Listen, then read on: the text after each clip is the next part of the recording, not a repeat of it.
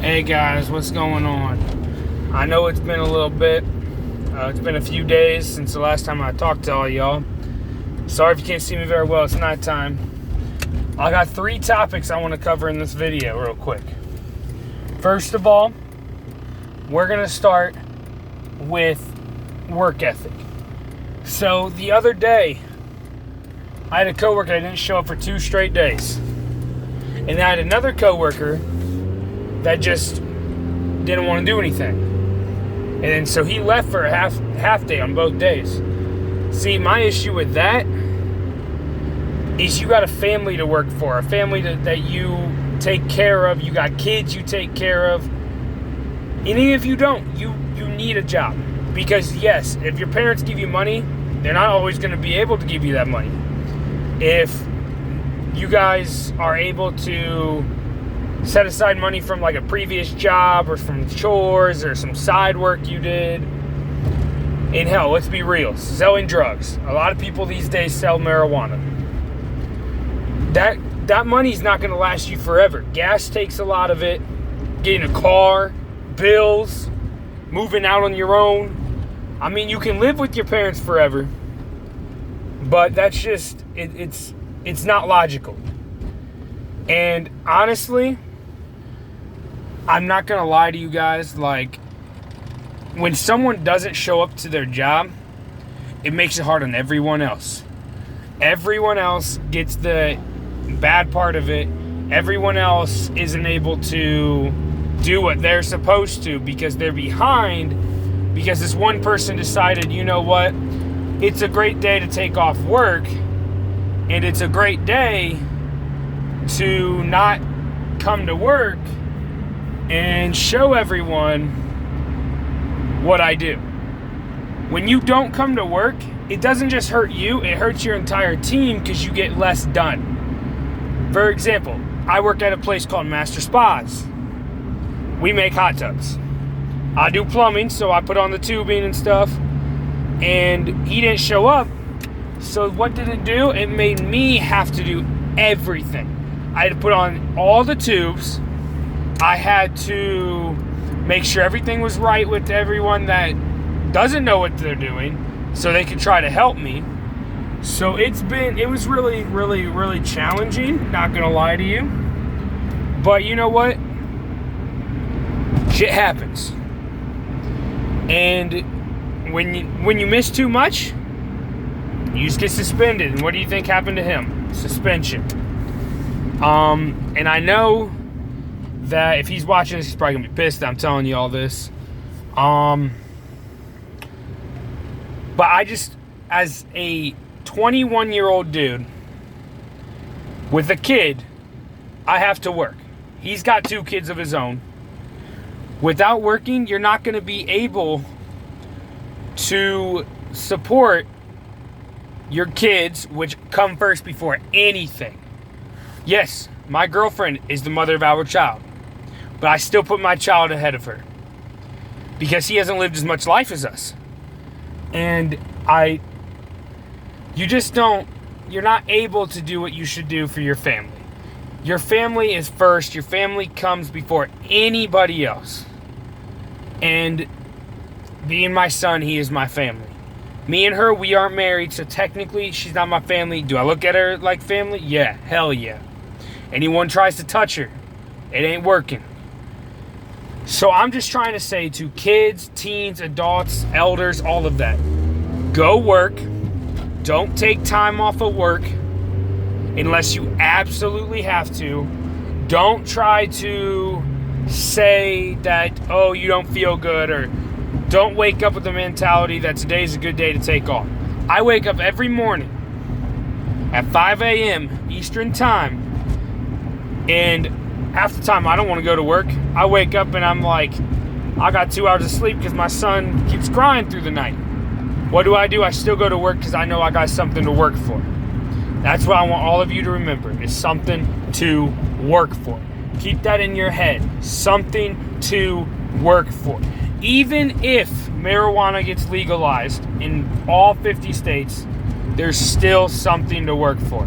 You can still work at a marijuana factory or a marijuana dealership, whatever you want to call it, marijuana shop. That's still a job. You need to at least do something, even if you're getting paid minimum wage, to support yourself, your family, and all of the above. I'm surprised he still has a job. I'm glad he still has a job because he has children and it's close to the holiday season. Now, on to topic number 2. So, as many of you know, Alabama, the Crimson Tide college football, lost 2 games, so they're out of the playoffs. I'm not an Alabama fan in any way, shape, or form. I am a stone cold Duke fan. Football, basketball, soccer, all of it. Hockey. But it bothers me that with 2 losses this season, fans want Nick Saban fired. And here's how I look at that, okay? You can want Nick Saban fired. And I understand that. Maybe you're a diehard Bama fan that you're like, he lost his 2 games first, he should be done. No, he shouldn't. And here's why. When you look into the NFL, what college has the most players playing in the NFL currently? Alabama. The one position they don't have, quarterback. Quarterback is their worst position for Alabama. Even with Tua. Who knows? He's either going to make it or not. Nick Saban's brought how many championships to Alabama? Yes, he was a bad coach for the Miami Dolphins.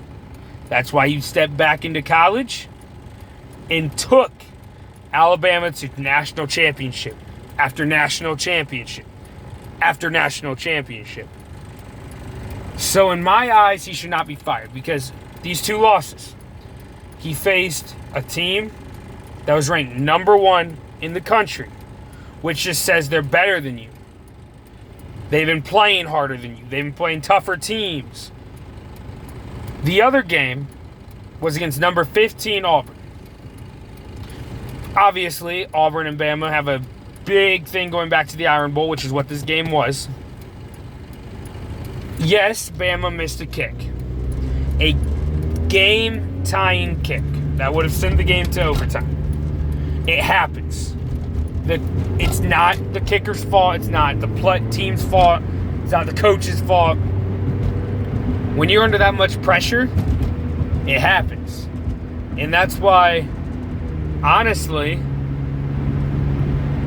he missed it. Cool, he misses that kick. If you give him 50 kicks, he'll probably miss 15 out of 50, maybe 20 out of 50. So he'll miss almost 50% of his kicks. And you know what? That's damn good for a college football player. So, for all those people that are out there saying that Alabama should fire Nick Saban, all of you need to shut your mouths. Because Nick Saban made Alabama into the team that Alabama is now. Turned Alabama into the number 1 recruiting school in NCAA college football history. He's brung Alabama championship after championship after championship.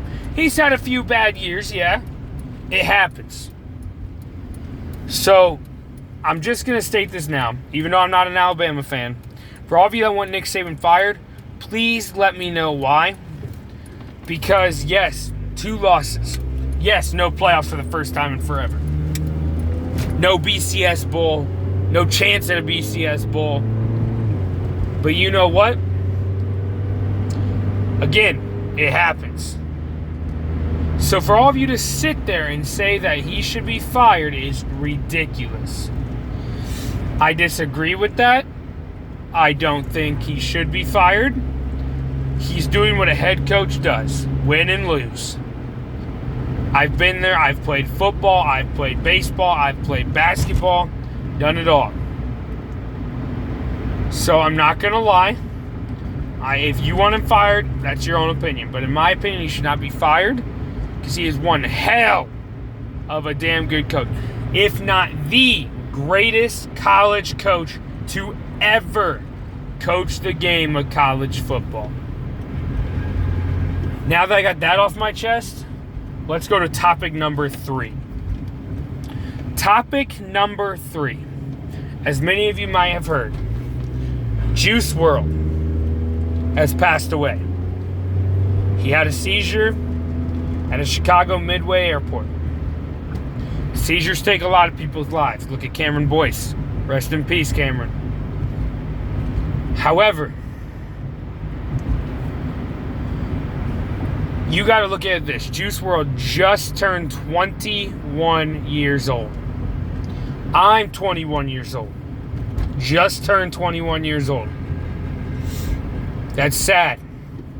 You may like Juice Wrld, you may not like Juice Wrld, but you have to admit, dying at 21 is too young. We lost XX at 20. We lost Juice Wrld at 21. We're losing them all one by one. And I'm not going to lie, Juice Wrld, what I heard from many people, Juice Wrld was a great man. Juice Wrld was one of the nicest rappers ever. And basically what I'm trying to get at, first of all, is rest in peace, Juice Wrld. Secondly, don't take life for granted. Tell people, tell your mom, dad, sister, brother, cousins, aunts, uncles, you love them. Tell them you love them every day if you can. Tell them you love them forever and ever, even if they're mad at you or you don't want to talk to them. Let them know you love them. Don't take life for granted because you never know when it's going to come to an end. 21 years old. That is shocking. It's sad. It's just heartbreaking. Such a young star that could have done so much more for this world. It's heartbreaking. So for all of you out there, I'm leaving you with this message. Don't take life for granted. Live every moment to the fullest, because you never know when it's going to come to an end. Tell your family you love them. Tell your friends you love them. Don't let go, because you never know. It can happen at any moment. It can happen while you're sleeping, while you're awake, while you're driving. Just don't ever take life for granted. Be thankful for the things that we have. Be thankful for the people you have in your life, for the people that are there for you. So again, just don't take life for granted, because you never know when it's coming to an end. You never know when you're going to take your last breath, when you're going to say your last word.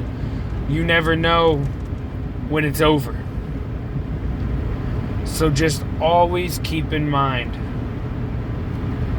that you need to not take life for granted. Every breath, every step, everything that has ever happened, whether you liked it or not, don't ever, and I mean ever, regret it. Even if it's you broke up with someone that you were together with for a long time, don't regret it. It happens. Maybe you were better off with someone else. Just whatever you do not take life for granted. Every step matters. Every person matters.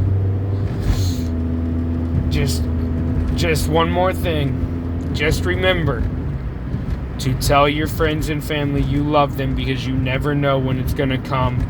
You never know when it's going to be over. So never take life for granted. I love you all. I hope you all understand this message.